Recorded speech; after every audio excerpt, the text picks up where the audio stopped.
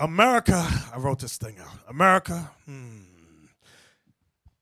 they have given away millions of acres of land to your friendly neighborhood white man.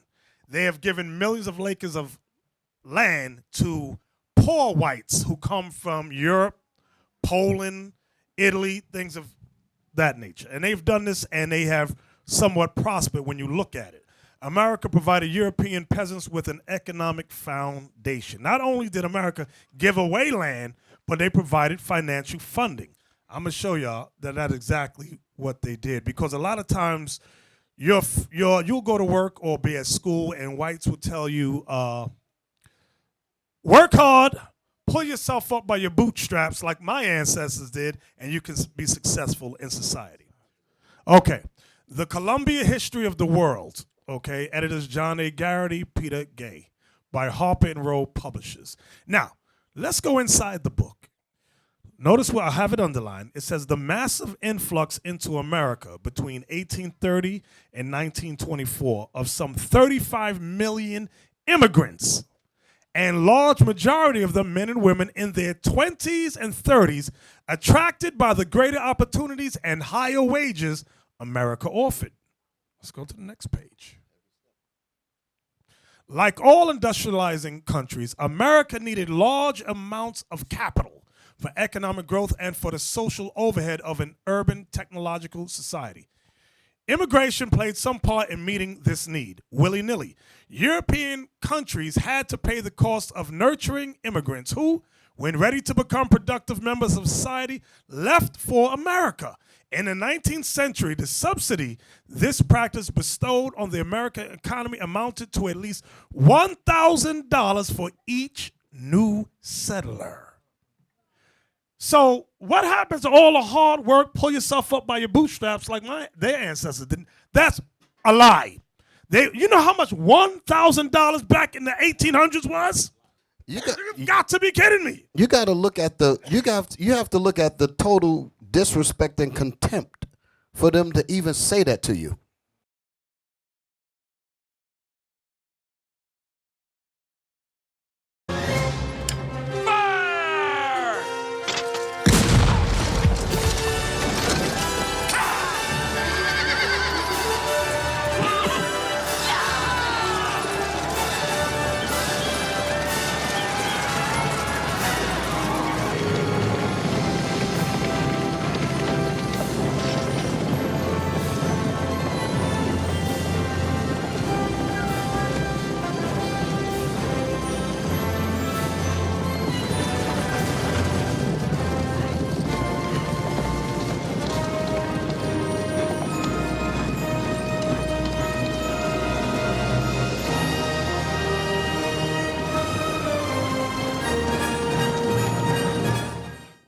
When you look at this here, and then you look around you and you see these magnificent structures and all of these nice homes and all of that stuff here, now you get the idea where it came from.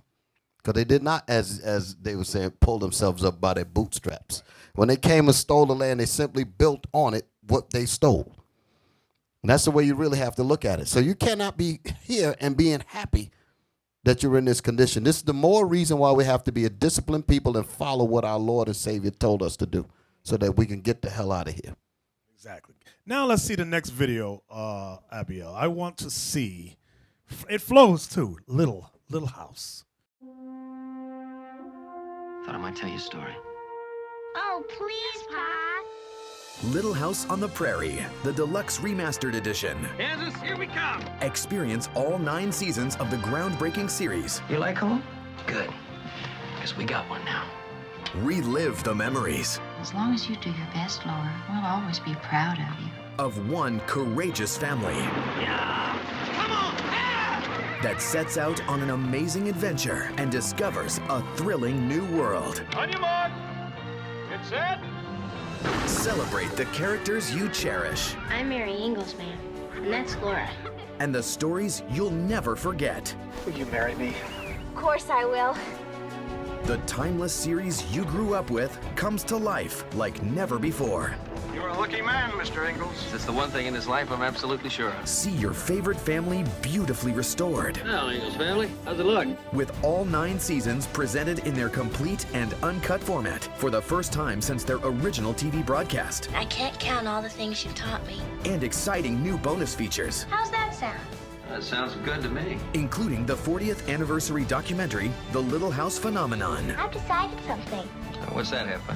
Home is the nicest word there is. Own all 9 seasons of Little House on the Prairie, Deluxe Remastered Edition. Let me tell y'all something. You might not realize it. The Ingalls family was nothing more than a family of colonial thieves. They were thieves. The whole family was thieves. Y'all didn't pick that up? They got $1,000. That's why I had to read this. I had to set it up like that. $1,000. They came over and now they settled with stolen land. And many people, black, white, Latin, everybody. I just love the Ingalls. No. Deuteronomy 19, verse 14. Thou shalt not remove thy neighbor's landmark, which they of old time have set in thine inheritance. So it was an inheritance not to be touched. Read it again. Thou shalt not remove thy neighbor's landmark, which they of old time have set in thine inheritance, which thou shalt inherit in the land that the Lord thy God giveth thee to possess it. So they took away something that was given to us by the Creator. Now read the one that the bishop said. Hey, I'm sorry, Deacon. That's the reason why that white man, Ronald Sanders, called America the Promised Lands. Because they understood. Edomites, they do That's study. right. That's why they call this land the Promised Land, because they're saying that Gad was promised this. That's the name of the book, Lost Tribes and Promised Lands. The person that gave those eyewitness accounts of the people he encountered in the land knew, according to what Deacon Yawasop is saying, that this was promised to these people. That's why he wrote that stuff there. Exactly. Read that. Deuteronomy 27:17. Cursed be he that What's that word? cursed be he that removeth his neighbor's landmark. So who said these white folks is blessed? God says they are cursed. And the black woman wants to marry her. The black man wants to marry her. The black man wants to marry the white woman. God says they are cursed. But you think that's all good in Jesus. No. Y'all are crazy. Did you finish that? Yes, sir. Can I give you another one, Bishop? Yeah. Y'all gonna love this. Give me Proverbs chapter 23, verse 10. Remember what you just read. Cursed be he that removeth his neighbor's landmark.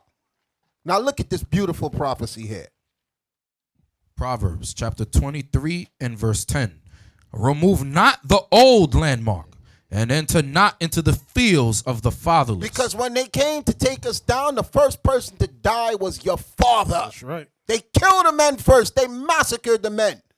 Okay, there was a documentary on YouTube I was watching. I couldn't even finish it. It was a long documentary where they were speaking about Wounded Knee and a few other encounters. And they detailed it of little kids moved a little bit after they shot down the grown-ups, and they were just walking through shooting little kids in the head. Little kids were crawling under their mother to try to hide, and they would push the mother over, see the trembling child, and shoot the child. Read it again. Remove not the old landmark, and enter not into the fields of the fatherless. And this is why. Read on. For their Redeemer is mighty. He shall plead their cause with thee. And that's what we waiting on. That's what we waiting on. That's why we tell y'all don't get stupid and don't go rise up with no evil in your head saying y'all want to do things to people. The Most High is our Redeemer. He's mighty. And if you move on these people without his say-so, what you're saying is you don't believe in the scriptures. And you know what evidence of that, Deacon Asaph? When you read in the book of Numbers, when the Most High told the children of Israel to spy out the land, and Joshua and Caleb came back with a good report and said, we could take the land. But the other 10 men said, no, we can't take the land. So then the Most High was mad. So then sometime later, the men said, okay, let's go take the land. Moses said, don't go now. God is not with us. And they said, we're going to go anyway, and got put to death. Because you got to wait on the Most High's commands. You got somebody, Thon? Yes. Give me Sirach 34 and verse 21. About Elder mentioned earlier about how they're colonial thieves. They're also colonial murderers. Right. The Lord going to show you that now. Sirach, chapter 34 and verse 10. Now, in the book by Bartolome de las Casas, he quotes this scripture because he witnessed them killing our brothers and sisters on this side of the world and taking the land, the Spaniards. Read this. He that hath no experience. No, 34 verse 21. 34 verse 21. The bread of the needy is their life. He that defraudeth him thereof is a man of blood. Read again. The bread of the needy is their life. The bread of the needy is their life, meaning our food, this land was our life. Go ahead. He that defraudeth him thereof He that takes it from him, go ahead. is a man of blood. Read the next part. It's going to explain it again. He that taketh away his neighbor's living slayeth him. That's what they did on this side of the world. He that taketh away his neighbor's living slayeth him. Go ahead. And he that defraudeth the laborer of his hire That's what Nat Turner was responding to. They had us working for them for free, laboring in the land that was stolen, and they had us working it for them for free. Read again. And he that defraudeth the laborer of his hire is a bloodshedder. That's what he saw. He's a blood shedder. And therefore, if you live by the sword, you're going to die by the sword. Like Revelation 13:10 says. Exactly. Get Micah chapter 2. We got to realize the Bible is the greatest history and prophetic book on the planet Earth. There's no other equal to this book. That's why we don't play games with the Bible. We're going to tell it to you straight. Whether your feelings get hurt, sometimes your feelings need to get hurt. You got it for me, Captain? Micah chapter 2. Woe to them that devise iniquity and work evil upon their beds. And work evil on their beds while they're sleeping. Go ahead. When the morning is light. When they get up in the morning. They practice it. They practice it. They practice the evil they devised on their bed the night before. Go ahead. Because it is in the power of their hand. They had the guns. They had what's that special gun they had? The Gatling gun. They created all kinds of new weapons. Go ahead. And they covet fields. They what fields? Covet fields. Covet means to desire wrongfully. Covet that which is not yours. Go ahead.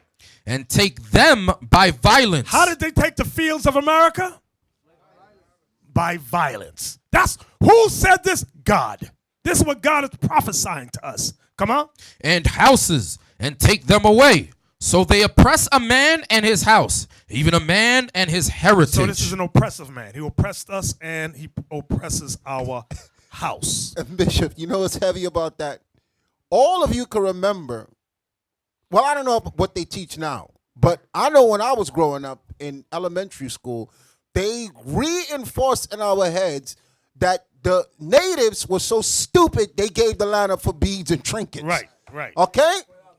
Exactly. 20, they keep showing the picture of the simple natives coming up with their hands out, and the white man like, these helpless little children, let's just take their beads, and that's what they want to reinforce your head. But the Bible says it was through bloodshed and violence. That's right. No negotiations, broke every single treaty.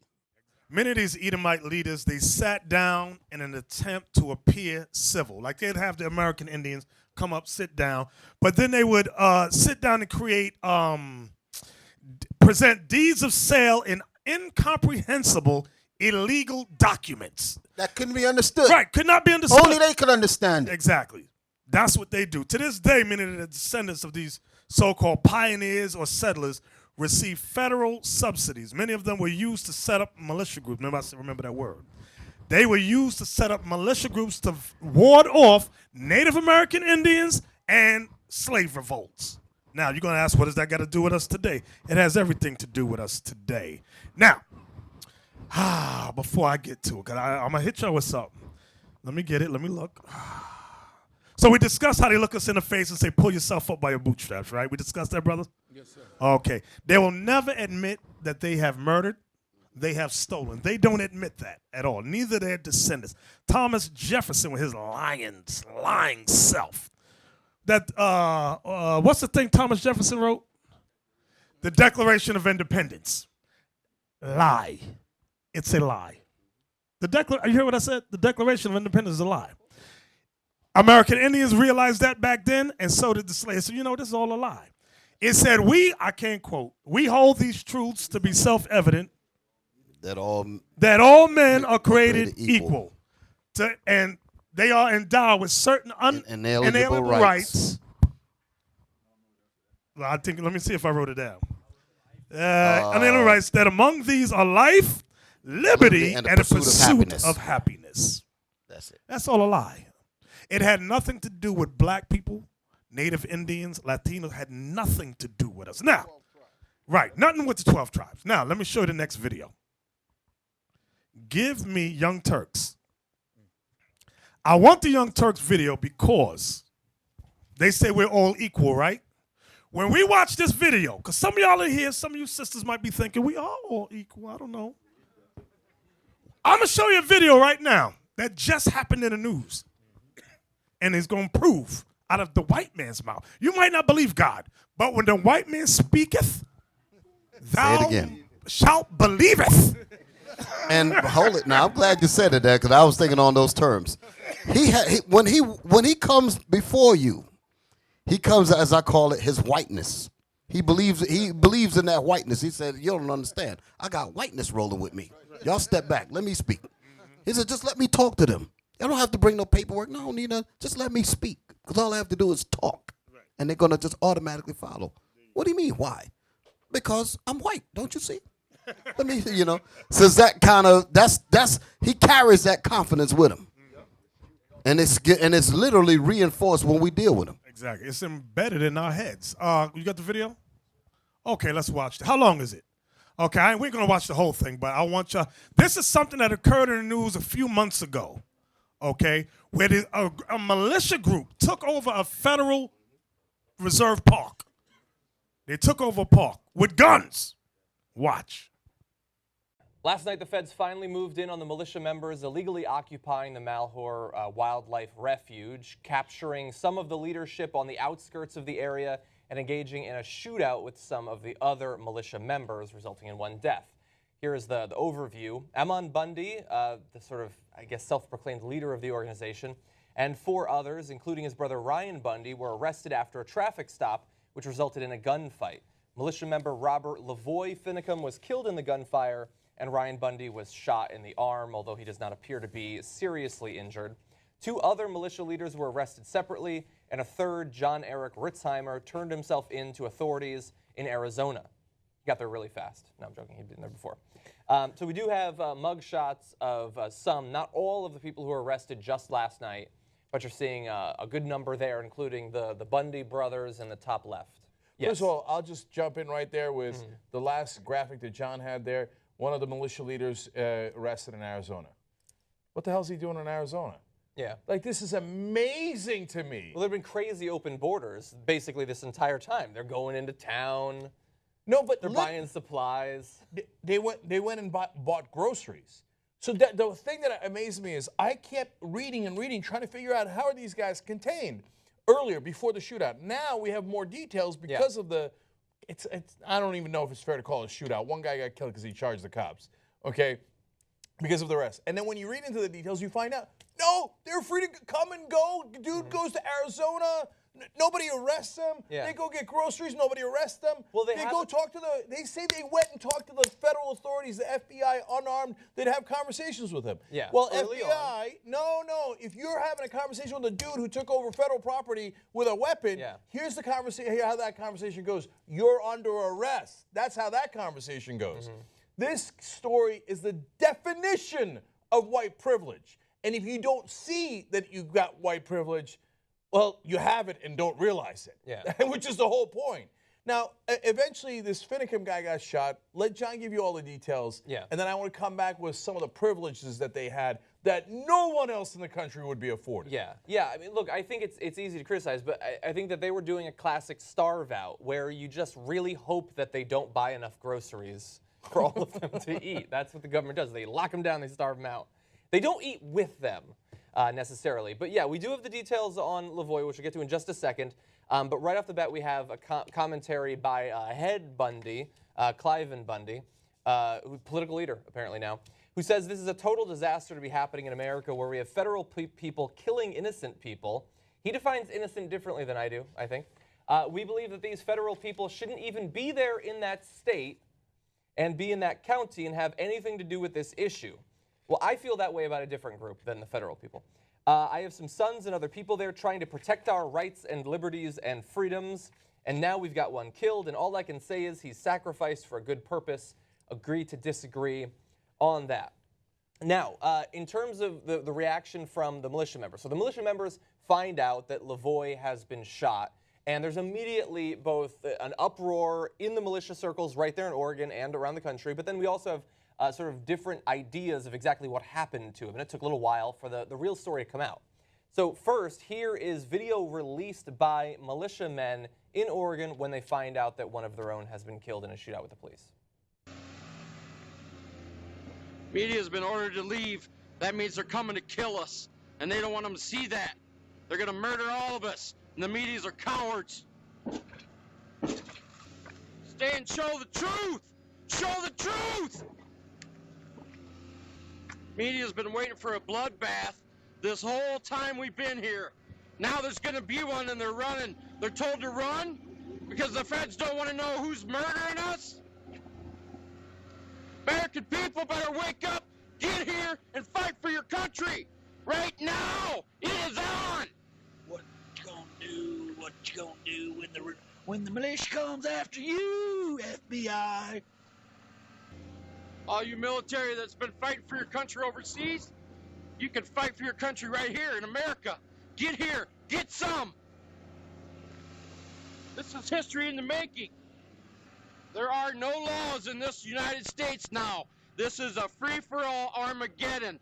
Any Leo or military or law enforcement or feds that stand up and fuck their oath, don't abide by their oath, are the enemy. If they stop you from getting here, kill them!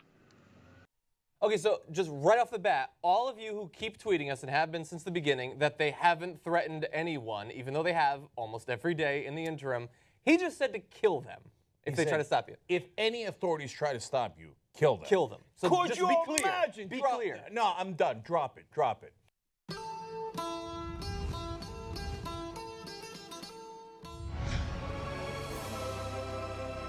Could you imagine if armed black people looked at a camera and said, if the cops stop you at all, kill them? We're gonna have a conversation with these guys? They're free to come and go for 3 weeks. These guys, there was no perimeter. The FBI says, oh, don't worry, we just set up a perimeter. Goddamn right I'm worried. Why didn't you set up a perimeter the first time that they captured a federal building armed, talking about how they're going to murder people who come and try to take it from them? That is theft of federal property. By the way, it is a sentence punishable for up to 10 years if you take any federal property above $1,000 without permission. That is exactly what happened here. They took fairly large federal property. And here these guys on camera say, we're going to murder the cops, right? If they come to get us, you stole shit, you criminal, you thug. You went and stole it with weapons, and now you say if you come to take it back, oh, I'm going to kill you, right? And then more people should come and be traitors to America while pretending to be patriots. Look at the white privilege here. And it's, by the way, not just white, it's right-wing privilege. Because if white left-wingers had taken over, environmental groups had taken over and said, oh, we're going to do this and we're going to do that, whatever it was, it doesn't matter if it's a Latino black group or it's just white, Greenpeace or animal rights guys. Nobody gets to come and go and threaten cops and talking about killing them. Look at here's what happened. So first of all, as John read to you, he said, Clive Bundy, about the guy who got killed, he sacrificed for a good purpose. Yeah, thank you for being exactly like the Muslim radicals. Oh, he was a good martyr, sacrificed for a good purpose, right? So now, the guy who was killed, Finicum, according to 2 guys in the car, got out of the car, would not listen to the cops, rushed at the cops, and the cops had to shoot him, okay? There's an 18-year-old who's melodramatic, who got to go into the camp, who now says, oh, no, he had his arms up and was surrendering. Her compatriots who were in the car with her, the other militia members, are like, that's not true. He charged at the cops, okay? So now, that Finicum guy says, before he obviously got shot a couple of days ago, he said, we used to walk up to the feds and talk to the agents in a friendly manner, unarmed and stuff. After you took over the federal building armed, can you imagine Black Panthers take over a building, armed Muslims take over a building, and they just walk up to the FBI and have a friendly conversation with them, and they don't get arrested. This is white privilege. You can steal stuff. You can steal federal stuff, and they don't even arrest you for 3 weeks. And then he says, now they're no longer willing to engage in friendly dialogue. I mean, you don't even know you're privileged. The tenor has changed. The guy says, why are you ramping it up now? Why the rattling of the sabers?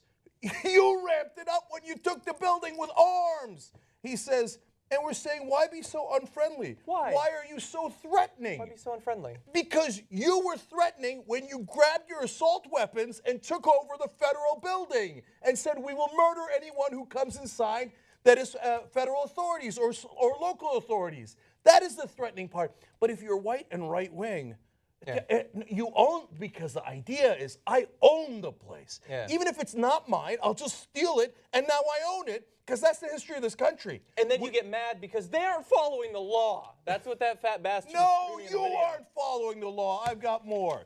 So why is that 18-year-old in the car the one making up the stories? According to other militia members, she's making up stories. Victoria Sharp. Yeah. Last week, her mother and 6 siblings came to sing for the militants. What the fuck are we doing? The FBI, local authorities let people go in and out of the house.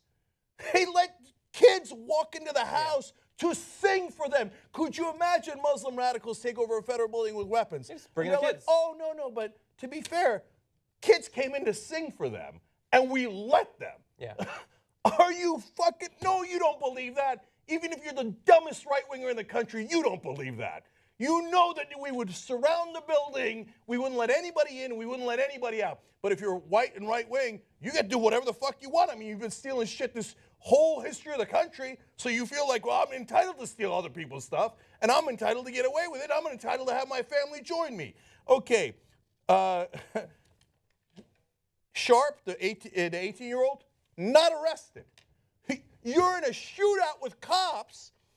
Okay, she's 18 years old. You're telling me, you know, the black girls at that pool in Texas, you remember? Who got thrown around. Right. They were teenagers. They were under 18. They're at a pool party. They get thrown around like this. You're a fucking black girl, so we throw you around like this. You're a white girl in a shootout with cops, and you walk away. You walk away. White privilege, you don't get it, because you feel like I own this country. I can do whatever the fuck I want. I can tell cops I'm gonna murder them. I can have one of my buddies get in a shootout with the cops, and I walk the fuck away. You know how quickly she would have been put down, let alone arrested, if she was black, Latino, Muslim, or any other minority. Okay, put her aside. 2 of Eamon Bundy's bodyguards who were in the car were seized by the authorities, as they seized everybody, questioned, and then they let him go. Could you imagine? Oh, I've got a Muslim radical leader here who took a federal building with weapons, and his bodyguards with weapons in a shootout with cops. They go, oh, well, you were just bodyguards. Yeah. You were just Muslim jihadi bodyguards. You're free to go, right? They were free to go. They're out right now. This is the definition of white privilege. And by the way, again, right wing, no way if it's a Greenpeace people or other people that they let them go. If it's a Berkeley no student, they way. get pepper sprayed from an inch away. We understand that. Oh, I mean, you're a protester on a college campus and you're left wing. You're protesting war. They're going to put you down. They're going to pepper spray you. They're going to mace you. They might shoot you. But they're not going to let you walk away if you're armed. Yeah. You know what, by the way? Everyone involved in those cars, if they're not white right-wingers, you know what happens to them? Life sentence. You know why? I've covered this a million times on the show, and look it up.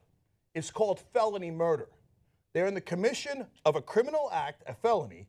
Someone gets shot and dies, and yes, it can be a person involved in committing the felony. This is the most classic case, an armed bank robbery. A guy goes in, his buddy gets shot by the cops, he gets a life sentence because someone died in the commission of that criminal act.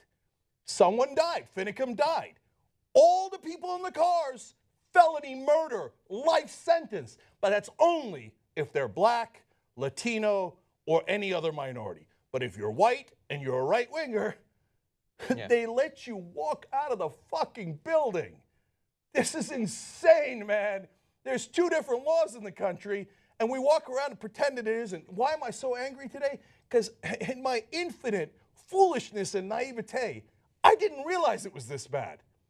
After all of this, I thought, no, they must have a perimeter around the place. They must be, Arrest the bodyguards. Of course you arrest the bodyguards and put them in jail. No, I was wrong. I was wrong. If you're white and right-wing in this country, you can do almost anything and get away with it. You know, Cliven Bundy, the dad who's talking about martyrs now, he still owes the government $1 million. It's like, I'm not paying it, and if you come to collect it, like we did last time, we'll shoot you in the head.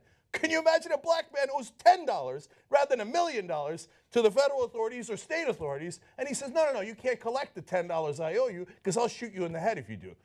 And you have any idea how quickly he'd be put down? They would wait a month or so. Tamir Rice was a 12-year-old. He was a 12-year-old, for Christ's sake. He had a toy gun. These guys have real guns. Tamir Rice didn't say, I'll kill you. They never gave him a chance to speak. He was shot dead in 2 seconds. These guys have been saying for 3 weeks, he gets 2 seconds. They get 3 weeks of saying, we're going to murder you, we're going to murder you, we're going to murder you, and they still get away with it. So finally, after 3 weeks, they bothered to arrest them. Fucking white privilege. That's what this is. See, if I had said that happened, they wouldn't believe me. So I had to let the white man tell y'all exactly what happened in the news. So, and me at home, me and my wife, we be home saying, well, what happened with that militia group? Every night, did something happen? Did something? No. Nope. 1 week go by, 2 weeks, I'm like, what the hell's going on? Oh, now they ain't even talk about it. Then, boop, it comes up. What are you going to say, outside? That was it. All he has to do is just come and say, like I said before, all he has to do is just come into the room. He said, listen, I got my whiteness with me. It's going to work. And this, what we just saw, was not 20 years ago. This was now. This was now in the news.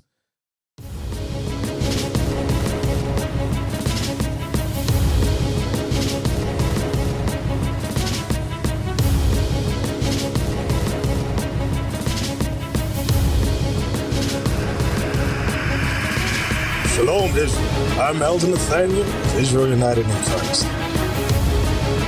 YouTube likes to shut our channels down, as some of you have noticed, ever so often. Subscribing to join IUIC will assure you will always stay connected to our YouTube accounts.